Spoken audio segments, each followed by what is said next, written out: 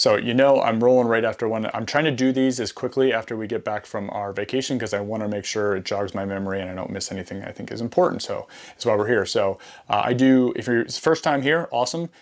Check out episode 1, which is kind of the resort layout and room tour. This is episode 2 where we're talking about food, and episode 3 we're going to be talking about activities. So pool, beach, and everything else that goes in episode 3. So I do travel and product reviews on my channel. If you're into any of that, certainly check me out. All right, let's get right into it. So just as a reminder, last year we stayed at the Grand Fiesta Americana Coral Beach, which is the resort literally right next door to the Hyatt Ziva. So you're here for the Hyatt Ziva. Let's talk about the food at the Hyatt Ziva. So this is, at the end of episode 3, I'll be comparing the Grand Fiesta Americana Coral Beach against the Hyatt Ziva. So you will be able to kind of get my feel when you look at both of them. Because if you're looking in that area, they're two really highly rated resorts and they sit right next to each other. So the Grand Fiesta Coral Beach had really good food. So let's see how this one stacks up.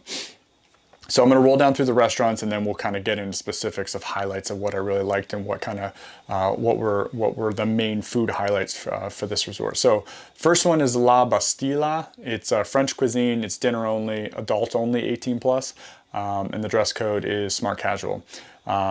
Didn't get to eat here. I believe this is the only one that you need reservations for as well. We just didn't have time to get over. And we had kids. I didn't tell you this, but there was 14 and an infant in our party, so we had a bunch of kids with us as well. So we were all trying to kind of do things that everybody could do. So we didn't end up going here. Can't give you any more information on this, but I know where it is. It's right off the lobby, kind of in a back little corner. So if you did go there, certainly let me know in the comments if you liked it and what you liked about it, because I'd like to learn. El Mercado. So this is the gourmet buffet dining. They have breakfast, lunch, and dinner. Fresh ocean breeze, so you can actually sit outside and see the water. Dress code, breakfast, lunch is dry casual, so you can wear your swimsuits to make sure you're dry. And then dinner is smart casual. A lot of the dinners here were smart casual. I didn't run into anything. Only my brother-in-law ran into trying to go to dinner at the buffet with a tank top on, and they wouldn't let him because they just walked back from like the shops. So realize you can't do that for dinner. El Mercado, it was great. So we went there for breakfast and dinner. I did not go there for lunch. The breakfast, they have everything imaginable. Lots of different stations. They have 2 different stations with the same thing. So if you're trying to get an omelet made, because that usually takes a little bit of time, they have 2 different stations of that. Tons of fruit, tons of juices, breads, pastries, you name it. They have everything there. And the food was really good. I only went to dinner there once and it was fine. I did hear from my group they went to dinner the one time and it wasn't that great. So I do think they changed some of the menu items throughout the week. But to me, this was pretty standard for buffet. It was good. I didn't have anything that was awful. The omelets were made very well. I got the omelet exactly the way I wanted. The potatoes they changed were good. The fruits and everything were super fresh, and all the juices were there was a plethora of different juices. So, and the dinners, they had anything from fried stuff to fishes to, all kinds of different things. So you probably, if you have picky eaters in your group, this is definitely going to be your place to go because they have so many different options. So yeah, El Mercado. The Moongate. So this is the Asian / hibachi grill. This is dinner only. And it's open kitchen / cooking experience. If you get a reservation for the hibachi, you have to get a reservation to sit down at the hibachi or the hibachi. The rest of the restaurant, you can just show up and eat normal, Asian cuisine. Our dress code is smart casual, no sleeveless shirts for men, and women require dress sandals. We did the hibachi. There was 4 of us in our party that went and did that. It was probably the best dinner we had there, at least I think. The food was excellent. My wife actually has specific food allergies, and they made sure they cooked her food first and had completely different utensils to cook the rest of everybody's food because of what she's allergic to. So they take that very seriously. It was very much appreciated, and we didn't have any issues with her, not feeling great after dinner. So that whole thing was, the rice was amazing. The sauces were good. They cooked all the meat, chicken, shrimp, all that stuff. Really excellent. And they did, cool tricks like they do most hibachis, but that was a really excellent meal. And the reservation, you don't have to pay for it. You just have to make a reservation so you can get a seat. I would highly recommend it. It was excellent. Tradewinds. Tradewinds, it's a relaxed grill, kind of by day, steakhouse by night. They have breakfast and dinner. Oceanfront dining. and the dress code is like dry casual. So Tradewinds, most of the time we went to breakfast here and sat outside because it overlooks kind of the back pool, which is overlooking kind of the ocean, the one ocean side. Breakfast was awesome. We loved it. We always sat outside and then got the food we wanted. It's server based. It's not a buffet style. So it takes you a little bit longer if you're, if you're trying to eat something quick, your best bet's probably to go to the buffet, but the food was excellent. And I would say, it's a little bit better than maybe the buffet based on what you're getting. My daughter said the avocado toast was incredible. I was mostly getting, omelets and potatoes and some toast. So it was very simple for me. So it's hard to screw up, but yeah. And they had really cool morning juices like non-toxin juices or to help your immune system or your digestive system. So they had all that kind of stuff, which is really cool. So yeah, dinner is hit or miss for me. It's a steakhouse, but I will say like they don't cook the steak the way you ask. My daughter asked for rare. She probably got medium well. So they ask for temperature, but I think at least in our experience, and we went there twice for dinner, it wasn't cooked to the right, the right temperature or. All right, I'm back. I had to run out because I heard my dog sound like tearing up a box, and that's exactly what he was doing. So if you haven't been to my channel before, Vader is on a lot of my videos, and he loves doing things he shouldn't be doing while I'm recording, so he tries to get my attention, and he was eating a box, so great. Anyway, Tradewinds steak dinners. Don't cook, we both experiences, they didn't cook to the temperature. They may cook to temperature sometimes, but we had two different experiences and they didn't. The first time we were allowed to order what we wanted. The second time they asked us if we'd be okay with like the family style where they bring out a bit of everything. That was a bit annoying to me. One, because we wasted a lot of food because not everybody wanted all the different sides and all the different appetizers. Especially with food allergies and my wife having certain food allergies, like having all that food out there and not being able to eat most of it like was a bit frustrating. So I don't know, Tradewinds at night was hit or miss. They do some really cool things like a crazy coffee alcoholic drink that they like pour with flames. So that's kind of cool, but it's Italian steak restaurant is what it's kind of be. So to me, it's like a 6 out of 10. I wish it was more. The atmosphere is cool, but the food is, it's sometimes good, sometimes bad. So, and the two experiences we had, I know it's not a big pool of experience or denominator to divide into, but that's kind of what it is. So breakfast though, awesome. Lorenzo's. So this is their Italian restaurant. They have lunch and dinner. They have a wood burning stove for pizza as well. Dress code is lunch is dry casual, dinner is smart casual. We went here once for dinner. This was also kind of okay. What did I get? I got salmon. It was pretty good. They said the pizza didn't have a whole lot of taste. And then some of the other dishes they thought were great. The salad was incredible that we started out with. That was excellent. Whatever the dressing, it was some sort of like sweet balsamic. It was very, very good. And some people love their dishes and some people thought they were okay. So that was a little hit or miss for me as well. They sat us down, all 14, 15, 16 of us or whatever it was. And we didn't have any issues there. And, their service was good. Service, once again, and I should have covered this at the beginning, but the service in Mexico, the reason we keep going back is the service is incredible. So whenever you go to these places, whether you're by the pool, getting lunch, getting breakfast, getting dinner at a restaurant, or just asking someone for help, the service is incredible and they always want to help you and they're always on top of everything. It's why we keep going back. It's great. And if you've been to other islands in the Caribbean, they're not all that way. So I love Mexico for that, and that's why we keep going back. Anyway, Lorenzo's, yeah, it's Italian. It's not true Italian, so realize, you're somewhere in between there. It was okay.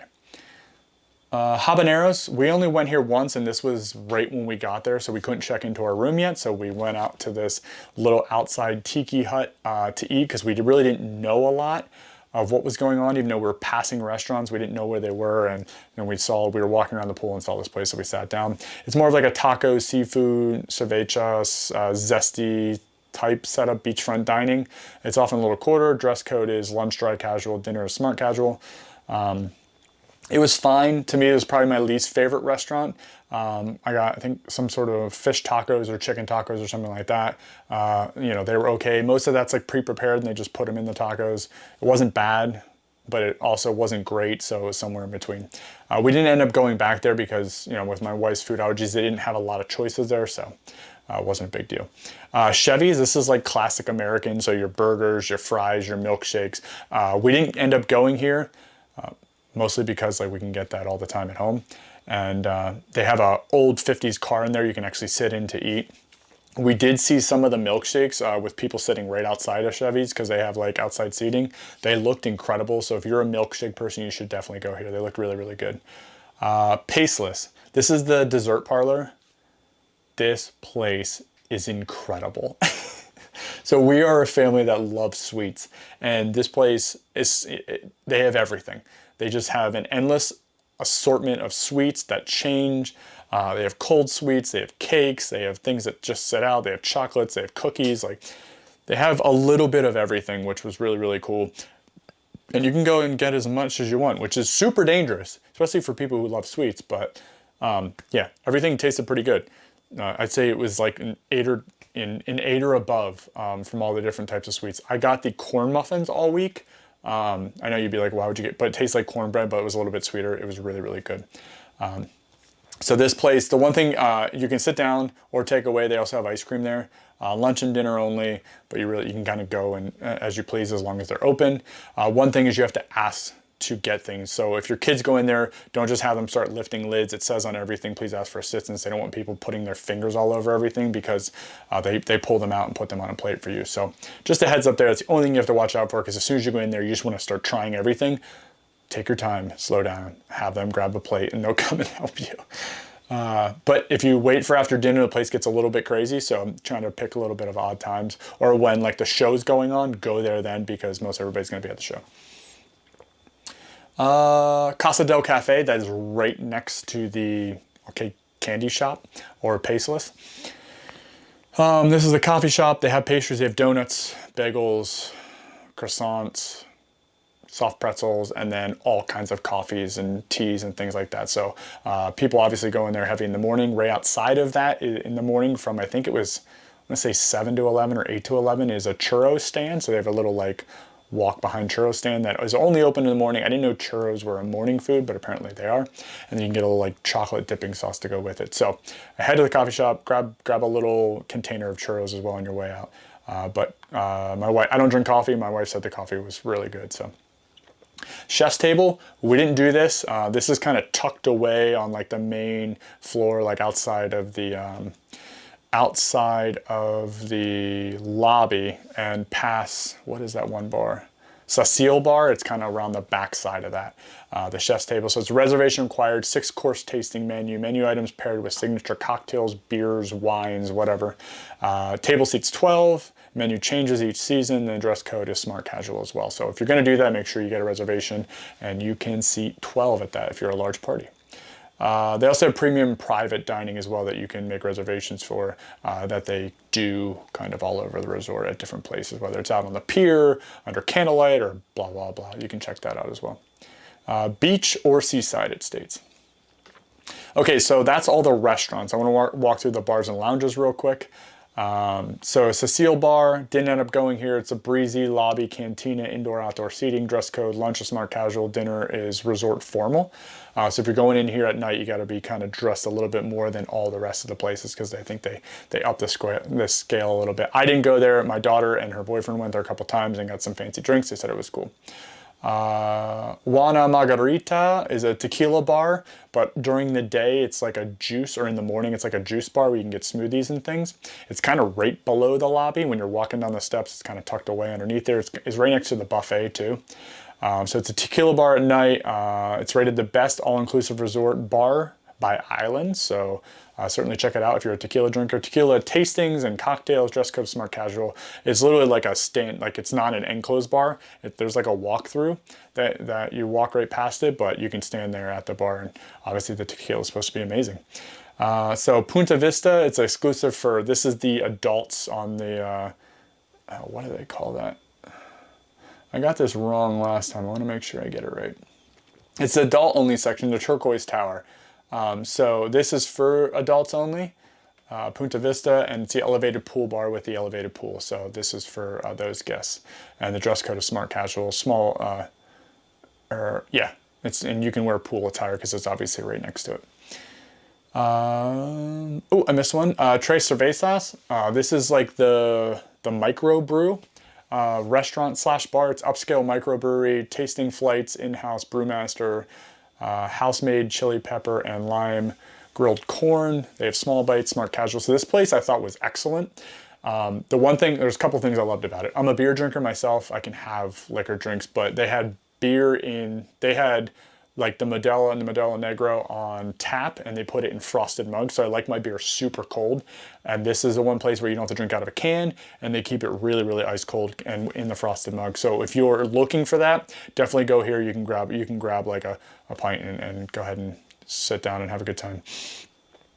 The other thing, their small bites were excellent. Their wings are really good. They actually like fry the wings, like deep fry them, and they put sauce on the side so you can dunk it. They don't like put the sauce all over it, kind of like we do in America.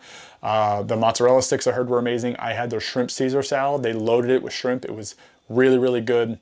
I heard the nachos were excellent. Everything on that menu, I don't think everything, but most of the things we had on the menu, I heard were excellent from our party. So we kind of had a little bit of almost everything, and they were all very good. So if you're looking for a quick bite at lunch, or you're looking for something, you know, a little bit smaller or not as formal for dinner, certainly go there.